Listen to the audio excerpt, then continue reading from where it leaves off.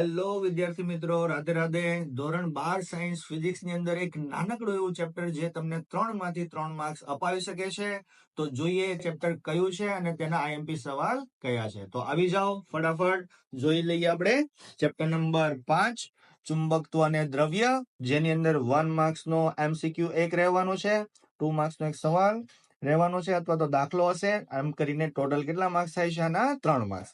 પહેલો સવાલ જે છે આપણી અંદર ચુંબકીય ક્ષેત્ર રેખાઓની લાક્ષણિકતા.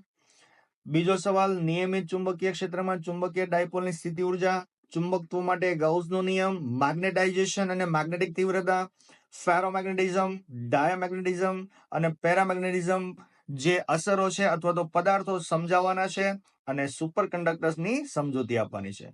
ઉદાહરણના દાખલાની અંદર જોઈએ તો એક જ દાખલો છે આઈએમપી ની અંદર ને સ્વાધ્યાયના દાખલાની અંદર આ તમને નંબર આપેલા છે, તો એ ફરજિયાતપણે કરી લેવા.